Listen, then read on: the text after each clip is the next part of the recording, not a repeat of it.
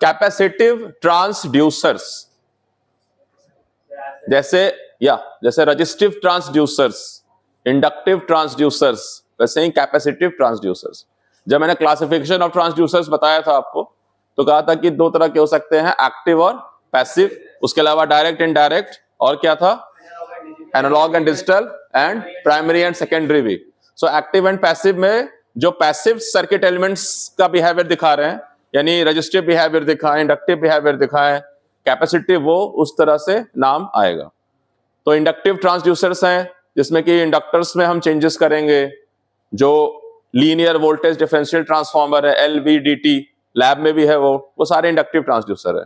वैसे ही अगर हम कैपेसिटर की जो प्रॉपर्टी है, कैपेसिटेंस, उसमें चेंजेस लाएं, जब हम कोई फिजिकल क्वांटिटी को मेजर कर रहे हैं और वो कैपेसिटेंस को चेंज कर देता हो, तो that will be known as a capacitive transducer. So capacitive transducers are those transducers, the transducers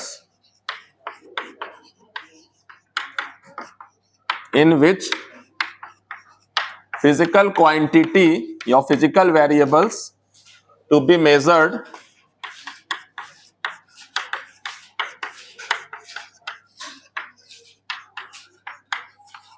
like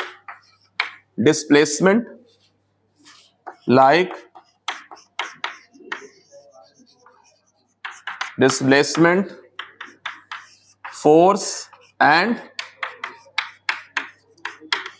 pressure.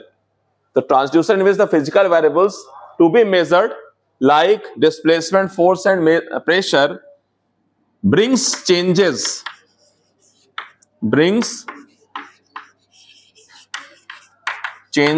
in the capacitance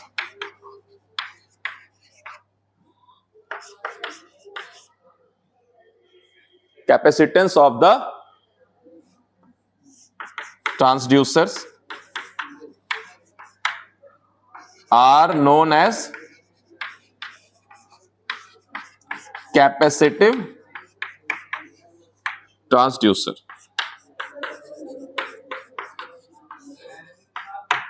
ठीक है, फिजिकल जो मेजरेंट है, अगर कैपेसिटेंस को चेंज करे, जो भी फिजिकल मेजरेंट है जिसको हमें मेजर करना है, जिसमें स्पेशल एग्जांपल दे दिया हमने, डिस्प्लेसमेंट, फोर्स, प्रेशर, है ना। सो वो it will bring change in the capacitance of this. ये रेडियो ट्रांसमिशन बंद करो, बात किए जा रहे हो। प्रभजोत के साथ कौन है ये साथ में, क्या नाम है प्रभजोत के साथ? सनी। क्या हो गया, विकेट सनी।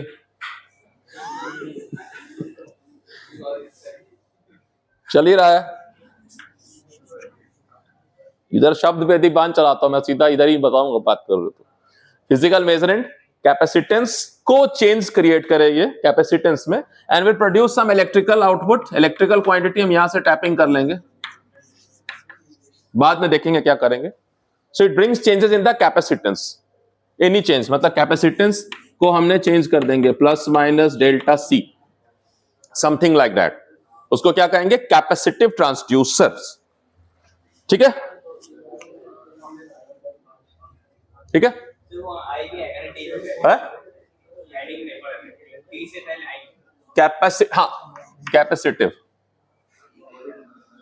कैपेसिटिव ट्रांसड्यूसर जो कैपेसिटेंस को चेंज करता हो। ठीक है, ये हो गया डेफिनेशन। सबसे पहला 2 नंबर का डेफिनेशन है कि भाई व्हाट इज कैपेसिटिव ट्रांसड्यूसर, तो वो ट्रांसड्यूसर जिसके कैपेसिटेंस में चेंजेस लाए, जो भी फिजिकल वेरिएबल हम मेजर करना चाह रहे हैं। भाई बात करना है तो फिर अटेंडेंस कट करके बाहर भेजता हूं। तू कहां बिजी है, तू क्या बिजी है, तू नहीं बोल रहा, तेरा क्या नाम है? हाँ प्रवीण।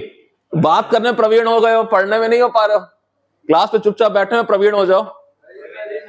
है प्रविंदर? हाँ, तो फिर इधर सवाल नहीं लगाना तुमको, तो फिर स्वर्ग भेजना पड़ेगा, इंद्रलोक का उधर ही जरूरत है। नहीं,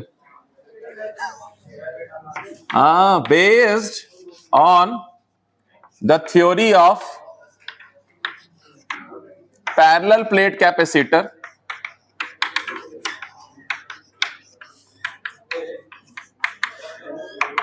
पैरेलल प्लेट कैपेसिटर आपने पढ़ा होगा अगर,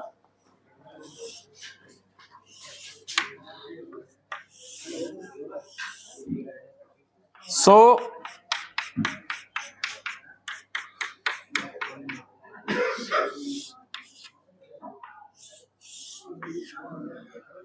these are the plates, two plates parallelly arranged है। तो इसका जो कैपेसिटेंस होता था वो होता था epsilon not area of the capacitance by distance जो होगा इसके बीच में, है ना। ये अगर ऐसे कर लें,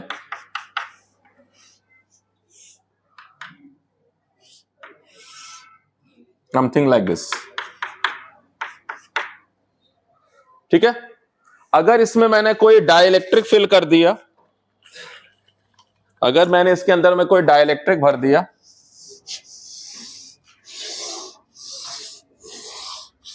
कोई डाइलेक्ट्रिक फिल कर दिया है मैंने इसमें,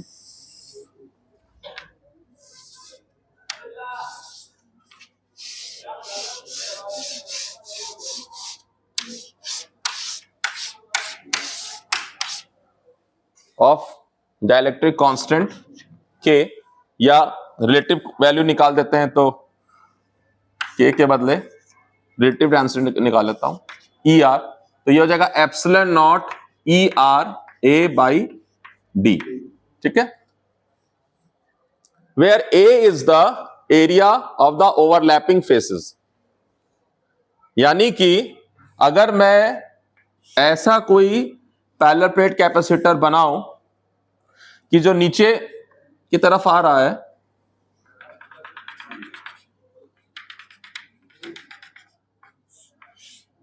ऐसा कुछ हो, तो इनका कॉमन फेस ये होगा, समझ रहे हैं ना।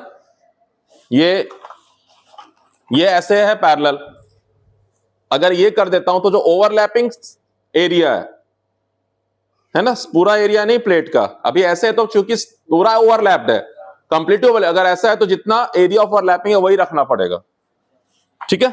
वो ध्यान रखिएगा। नॉर्मली जब हम पैरेलल प्लेट बनाते हैं तो उसमें ये चीज नहीं करते हैं, बट जब हम वेरी करना चाहते हैं ना तो हम मूवेबल प्लेट्स बना सकते हैं, ठीक है। तो ट्रांसलेट करूंगा तो ट्रांसलेशन के कारण भी चेंज होगा एरिया, तो ट्रांसलेशनल मोशन को मैं सेंस कर सकता हूं।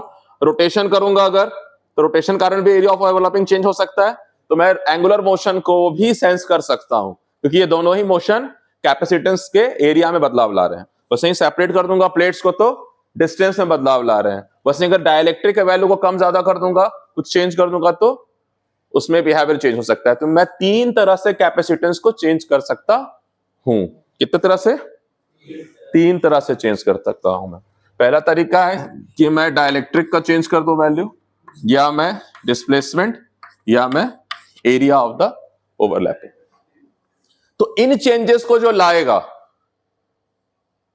मैं अगर एक प्लेट को फिक्स कर दूं और एक को मूव करूं तो वो एरिया को चेंज कर देगा, अगर ऐसे लेटरली मूव कर रहा हूं मैं तो, है ना। सो मैं मोशन को रिफ्लेक्ट कर सकता हूं as a change in capacitance, and that will measure by some bridge circuit. पढ़ा होगा लास्ट ईएमआई में ब्रिज सर्किट्स, है ना। तो वहां से कैपेसिटेंस मेजर करेंगे कितना चेंज हुआ प्रोपोर्शनली। वैसे ही मैं कम ज्यादा भी कर सकता हूं, वो भी मैं मोशन को सेंस कर सकता हूं, ठीक है। तो ऐसे करके हमारा जो मेजर फोकस है वो है डिस्प्लेसमेंट को मेजर करने का, ठीक है।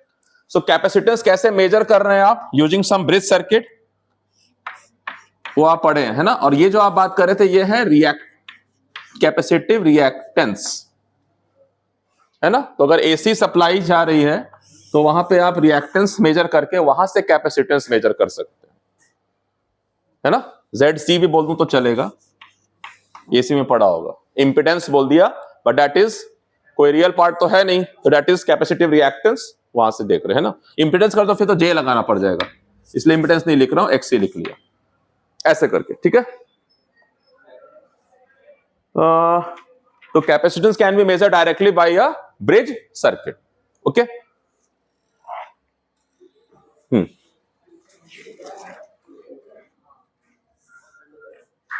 ठीक है, मिटा रहा हूं उसको मैं। अब एक टर्म है sensitivity of the capacitor, epsilon not के ए के epsilon naught E epsilon not. So sensitivity ये है कि अगर मैं कैपेसिटेंस को चेंज कर रहा हूं विद रिस्पेक्ट टू, अगर मैं इसको वेरिएबल बना लूं डिस्टेंस ऐसे करके, तो या तो मैं देखना चाह रहा हूं कि डिस्टेंस से कितना वेरी कर रहा है, सेंसिटिव है ये चेक करना है, या मैं देख रहा हूं कि भाई कैपेसिटेंस अगर मैं एरिया को बदलूं तो कितना है। ऐसे ही करके मैं कांस्टेंट को भी देख सकता हूं, डाइलेक्ट्रिक कांस्टेंट को भी। तो अगर मैं ये कर रहा हूं डीसी बाई डी एक्स, तो कितना आएगा आंसर, एनीबॉडी?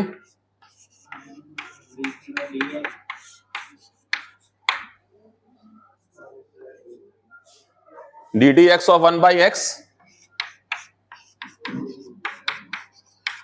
एक्स पावर -1 है तो होता है ना एक्स एन का होता है एन एक्स एन -1, तो ये 1 बाई एक्स स्क्वायर आ जाएगा माइनस में। ठीक है, वैसे ही डीसी बाई डी ए करूंगा तो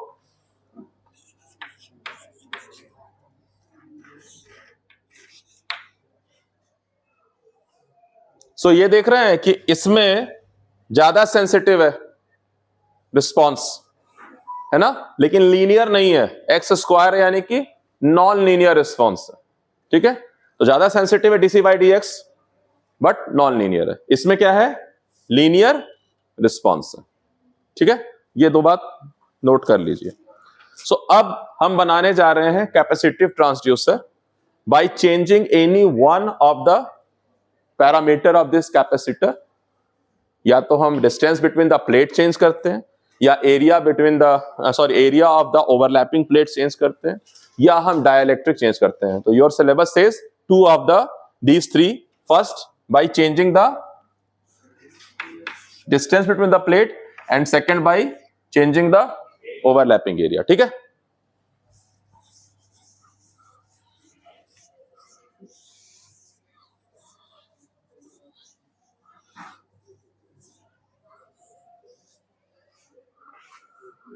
तो capacitive transducers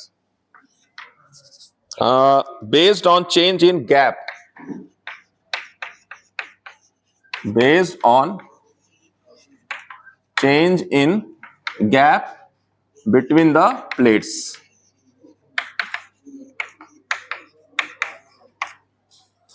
based on change in the gap between the plates। ठीक है, सो सिंपल डायग्राम बना रहा हूं मैं।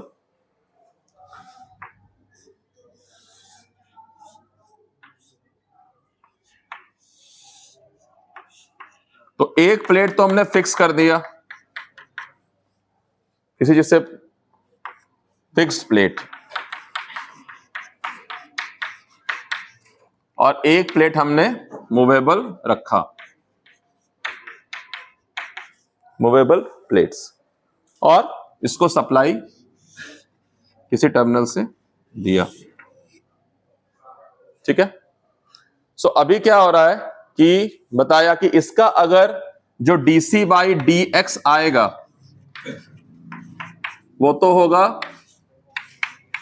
कुछ ऐसा, दैट इज नॉन लीनियर। तो उस कमी को दूर करने के लिए हम एक दूसरा तरह का कैपेसिटर बनाते हैं जिसको बोलते हैं डिफरेंशियल कैपेसिटर अरेंजमेंट। क्या बोलते हैं, डिफरेंशियल कैपेसिटर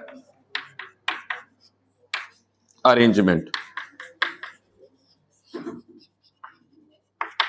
ताकि लीनियरिटी आ जाए, जैसे कि एलवीडीटी में लीनियर वेरिएबल डिफरेंशियल ट्रांसफार्मर था, वैसे करके, है ना। सो डिफरेंशियल कैपेसिटेंस के लिए क्या करते हैं हम कि बीच में एक प्लेट और लगाते हैं जो कि मूव कर सकता है, और इसको स्थिर कर देते हैं। ठीक है, तो अगर ये डिस्टेंस मान लीजिए डी था इंडिविजुअली, अभी ये वाला डी बना दिया, वेरिएबल चेंज करते रहूंगा बार बार।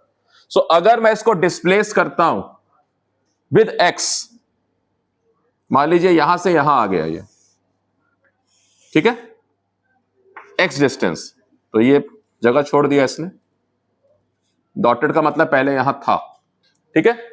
सो इसमें कितना चेंज आ जाएगा, और यहां पे एक टर्मिनल निकाल दिया, तो इसमें कितना गैप में चेंज आ जाएगा, ये क्या हो जाएगा d माइनस एक्स, और ये क्या हो जाएगा d plus x. So initially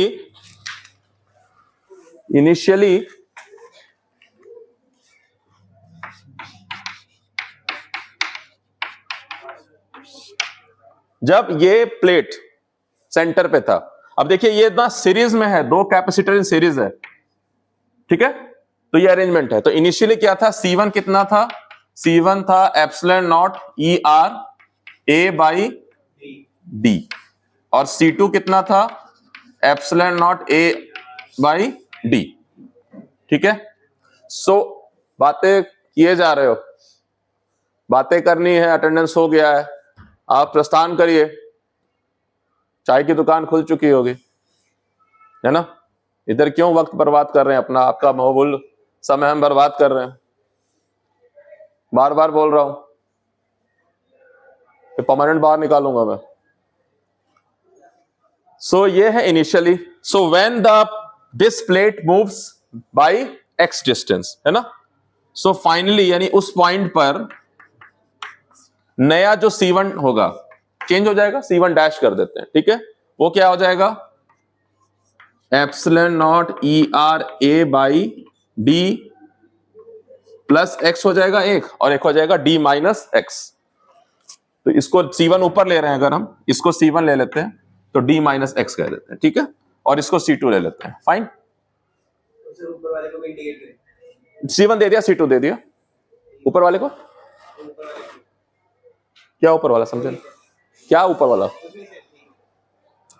और C2 डैश बोल दिया नया, जो हो गया epsilon naught E R A by D plus x, ठीक है,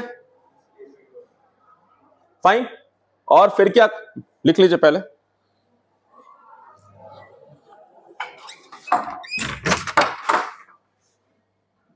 तो एक तो हमने इस को वोल्टेज दिया होगा, इस प्लेट को जो ई सप्लाई दिया होगा हमने, और इधर क्या कर रहे हैं हम, अलग अलग सप्लाई टैपिंग कर लेंगे, E1 और E2 कर सकते हैं, वोल्टेज डिवाइड करते हैं ना, कर सकते हैं ना। सो E1 और E2 क्या हो जाएगा ये बताइए, E1 और E2 क्या हो जाएगा, Q is equal to C into V होता है जो करके, क्या होगा E1 और E2 पैरेलल, दो सीरीज में कैपेसिटर है, और वोल्टेज डिवाइड करने का क्या फॉर्मूला बनेगा, जो करिए करके बताइए मुझे एक बार, ये मिटा दूं इनिशियली और फाइनली, हाँ हाँ ये तो दो वैल्यू लिख दिया ना, ठीक है। तो E1 और E2 क्या होगा,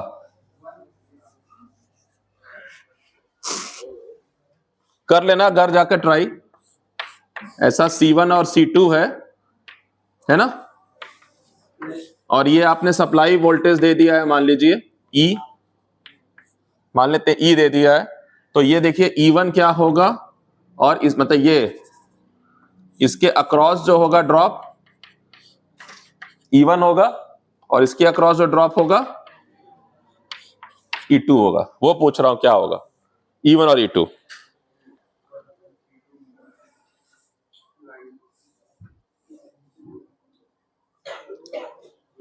सो हाँ, बहुत ज्यादा बड़ा इशू नहीं है,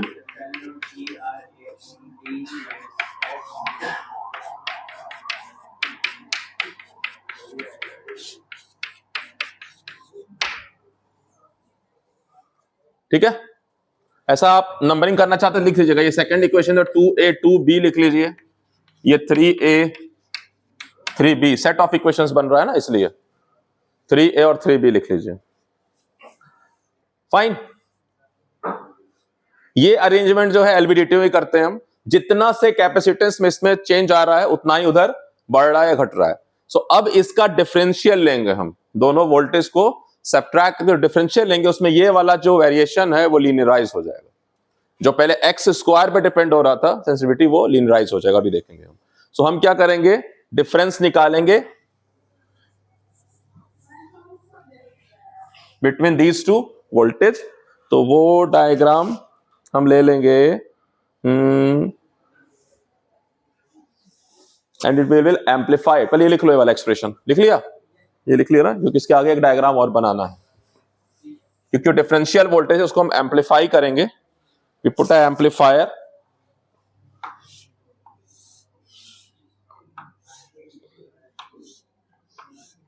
and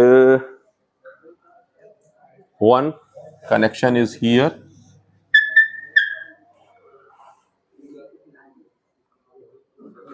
and this is the common,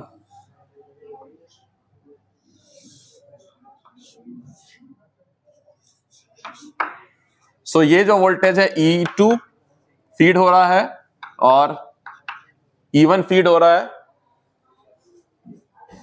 ये डायग्राम सही बना रहा है, V1 हो गया यहां एंड देन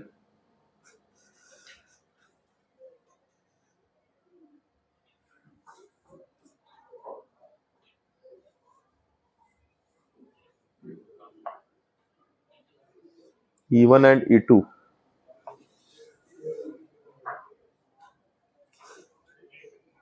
ये डिफरेंशिएशन, ये डिफरेंशियल हो रहा है। वो जो डिस्प्लेसमेंट बदली थी, तो टर्मिनल तो वहां से आया ना, क्या हो गया? टर्मिनल तो उधर से लगेगा ना, वो जो नई डिस्प्लेसमेंट है, कौन सी? सेंटर वाली जो डिस्प्लेसमेंट हुई है, हाँ हाँ, वो तो मैं, ठीक है, वो तो मैं दिखा दिया, यहाँ से कनेक्शन हो तो यहाँ लगा लीजिए, कोई दिक्कत नहीं। मतलब वैसी हो। हाँ ठीक है, कोई दिक्कत नहीं है, वो कर लीजिए, ठीक है, ठीक है, थोड़ा सा ये हो रहा है, E2 ये है, सो कॉमन, एंड E1 ये है, E1 माइनस E2 हो रहा है ये, वो मैं देख रहा हूं, किताब ने बना तो दिया है मुझे तीन,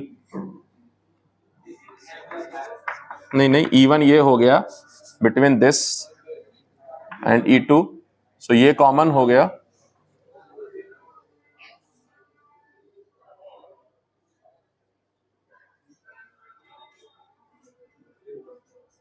सो ये डिफरेंस हो गया E1 माइनस E2, ठीक है। सो E1 माइनस E2 जो आएगा वो क्या आएगा? वो आएगा EC2 by E2 minus E1 ले रहा है, E1 माइनस E2 ले रहा है, E2 minus E1, E2 minus E1 ले रहा है, सो E2 minus E1 will be EC1 और by C1 plus C2 minus EC2 by C1 plus C2। तो एक्सप्रेशन फाइंड आउट करना है, फाइनल ED का क्या होगा, ठीक है। ये अरेंजमेंट मुझे थोड़ा चेक करना पड़ेगा, ठीक है अभी, ठीक है, ये इससे निकाल लीजिएगा क्या वैल्यू आएगा। अब एक्सप्रेशन बताइए मुझे क्या आएगा, ED का फाइनल एक्सप्रेशन क्या आएगा? It is coming as like this, करके दिखाएंगे मुझे स्टेप्स।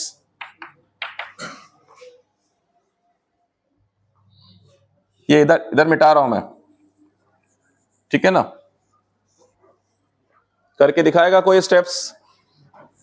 नहीं दिखाएंगे, सीधा घोषणा हम नहीं दिखाएंगे। सो ED इज योर, ये E कॉमन कर दिया और C1 प्लस C2 भी कॉमन कर दिया, तो ये हो गया C1 minus C2, C1 minus C2 हो गया। तो C1 क्या है? एक्चुअली C1 डैश ये होना चाहिए, नया है ना, कैप्शन चेंज हो गया है। सो E बाई C1 डैश क्या है और C2 डैश क्या है, फीड करिए, epsilon not ERA by D minus x plus epsilon not ERA by D plus x, ये होगा। और इधर ब्रैकेट में क्या होगा, epsilon not ERA by D minus x minus epsilon not ERA by D plus x, होगा नहीं होगा? तो ये कॉमन कर लेते हैं, इसमें से ये कॉमन आ जाएगा, ये कट जाएगा, कट जाएगा, कोई, और ये जब एलसीएम लूंगा तो d plus x plus D minus x by D square minus x square into ये हो जाएगा D plus x minus D minus x by D square minus x square, ये भी कैंसिल आउट हो जाएगा।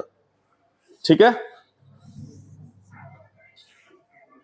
तो ये क्या आ जाएगा ऊपर में e, ये कटेगा, x खुलेगा, ये और ये कैंसिल हो जाएगा, x और माइनस एक्स हो जाएगा 2x बाई ये d और d जुड़ जाएगा और x और x कैंसिल हो जाएगा 2d, तो ये हो जाएगा e by d into x. So जो डिफरेंशियल वैल्यू आया e by d into x, अब वो हो गया डायरेक्टली प्रोपोर्शनल x के, जो डिफरेंशियल वोल्टेज आया वो डायरेक्टली प्रोपोर्शनल है डिस्प्लेसमेंट के। अब एक्स स्क्वायर का टर्म खत्म हो गया, सो ये लीनियर डिफरेंशियल कैपेसिटिव ट्रांसड्यूसर हो गया एक तरह से। डिफरेंशियल है, कैपेसिटिव ऐसा नाम है नहीं, but linear variable differential capacitive transducer ऐसा। तो ये डिफरेंशियल कैपेसिटिव ट्रांसड्यूसर हम बोलते हैं, डीसीटी बोल देते हैं। ठीक है, differential capacitive transducer, differential capacitive transducers.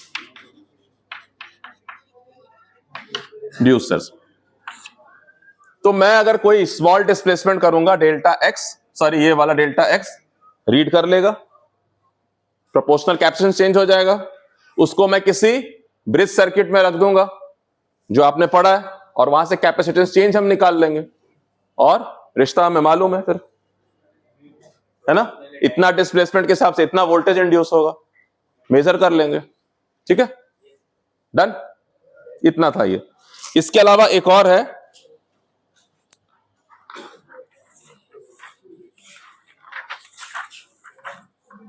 और वो है जब हम एरिया बदलेंगे प्लेट्स का। ठीक है, when we will change the area of the plates. ठीक है, इसको मिटा दूं? नो, लिखो लिखो लिखो जल्दी से। When we change the area between the plates, इसमें कोई डेरिवेशन नहीं एरिया वाले में। ठीक है, लिख लो इसको, 2 मिनट पॉज कर लेता हूं। सो अगर हम कैपेसिटर का इक्वेशन एग्जामिन करते हैं, epsilon naught E R A by D, जहां ए जो है वो क्या है, एरिया ऑफ ओवरलैपिंग, या ओवरलैपिंग एरिया, क्या लिख देता है, ठीक है लिखता है, ओवरलैपिंग एरिया ऑफ प्लेट्स। ये ध्यान रखिएगा, ऐसे हम लोग नॉर्मल नहीं पढ़ते हैं ये, हाँ, overlapping area of the plates, क्योंकि मैं अगर पाम ऐसे रख रहा हूं और ऐसे रख रहा हूं तो दोनों के बीच में एरिया ओवरलैपिंग अलग हो गया ना।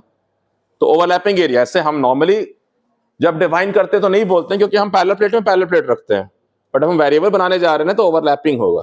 ठीक है, so overlapping area. So now we are going to change the overlap, और वो लीनियर है, डायरेक्टली प्रोपोर्शनल है, तो चेंज भी जो है डायरेक्टली प्रोपोर्शनल होगा ना। देखिए, कीपिंग ई नॉट तो कांस्टेंट है, डी को कांस्टेंट रख दिया, ई नॉट तो कांस्टेंट है ही, परमिटिविटी ऑफ स्पेस, डायलेक्ट्रिक भी फिक्स कर दिया, अगर जो अंदर भरा है फिक्स है, डी को फिक्स रखा है गैप को, तो अगर ये दोनों फिक्स है तो क्या हो गया, सी प्रोपोर्शनल टू हो गया ए, है ना। So looking at the expression of the capacitance, हम ये कह सकते हैं कि capacitance is directly proportional to the area. Capacitance is capacitance is directly proportional to the area या overlapping area of the plates।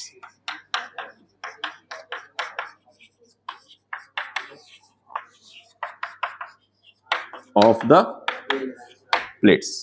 ठीक है, तो इसी को बेसिस बनाएंगे। 2 तरह का अरेंजमेंट है हमारे पास, area changes due to the displacement, हम डिस्प्लेसमेंट के थ्रू एरिया को चेंज करेंगे। ठीक है, दो तरह का अरेंजमेंट मैं आपको बता रहा हूं। एक है यूजिंग पैरेलल प्लेट कैपेसिटर, एक है यूजिंग पैरेलल प्लेट कैपेसिटर, और दूसरा है यूजिंग सिलिंड्रिकल कैपेसिटर।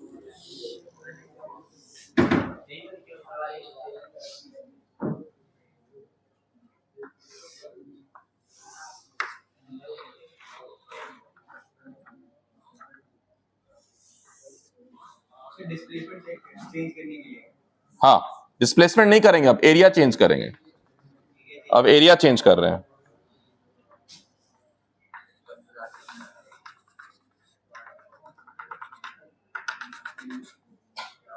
कोएक्सियल है ना, दो प्लेट जैसे होता है, तो इसमें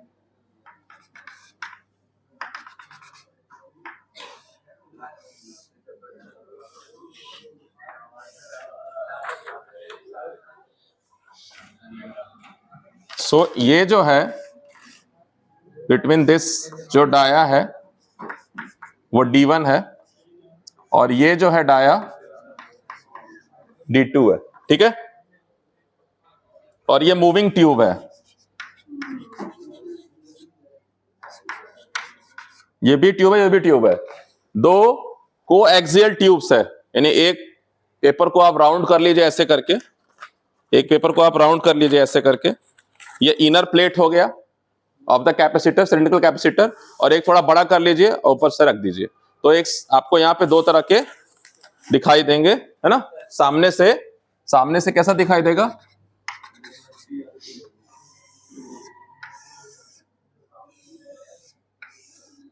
है ना, ये जो है वो D1 है और ये जो है वो D2 है, दो पाइप। तो जब मैं अंदर बाहर करूंगा इस पाइप को, तो जो ओवरलैपिंग पोर्शन है वही तो डिसाइड करेगा लेंथ। तो सिलिंड्रिकल कैपेसिटर का जो फॉर्मूला होता है, ये तो पैरेलल प्लेट का है, सिलिंड्रिकल कैपेसिटर का जो फॉर्मूला होता है वो होता है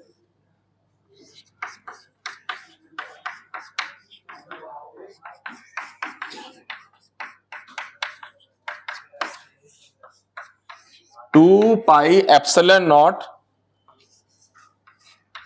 ER x by natural log D2 by D1। आप लोग B बाई A करके पढ़ते होंगे। ये है सिलिंड्रिकल का, ठीक है, ये है सिलिंड्रिकल का, ठीक है। और पैरेलल प्लेट का क्या होगा,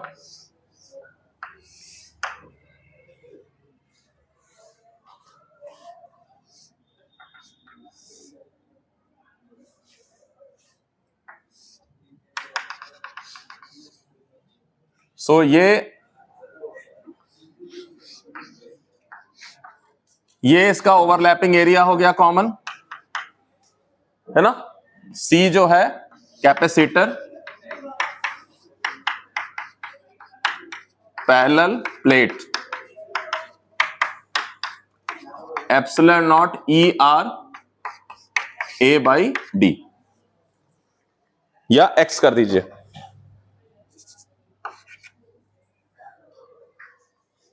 ठीक है, तो जब मैं X से डिस्प्लेसमेंट करूंगा, ये लेंथ ऑफ द ट्यूब दिखा रहा है, इसका जो जहां दोनों ओवरलैप करेगा उतना ही लेंगे ना। अगर पूरा का पूरा होता तो ओवरलैप्ड होता, अगर इतना ही दूर रखा है तो फिर कैप्चर यहीं तक बना, बाय कैप्चर बना ही नहीं। जैसे प्लेट्स है वैसे ये भी है, तो जितना डिस्प्लेसमेंट हो रहा है, जितना लेंथ मिल रहा है उतना ही है। ठीक है, तो पैरेलल प्लेट कैपेसिटर में ये मान लीजिए कि ये है इसके बीच का डिस्टेंस, ये तो D लिख दिया। एरिया जो है वो है कि भाई इसका विड्थ तो फिक्स्ड है, हम क्या कर रहे हैं, इसको चेंज कर रहे हैं। अभी ये X है, तो क्या हो जाएगा एरिया उस टाइम पर, है ना। अभी क्या है कि डिस्प्लेसमेंट X के साथ एरिया चेंज हो रहा है, the displacement is changing the area and we can directly read the displacement because the capacitance will be directly proportional to the displacement. Similarly, yahan pe capacitance directly proportional to the this displacement हो रहा है, ठीक है, क्योंकि length जो है of the cylinder, ये cylinder है, इसका जो लेंथ है यही तो बताएगा इसका एरिया कितना है। ये अगर रेडियस है, एरिया कितना होता है सिलेंडर का? एनीबॉडी? 2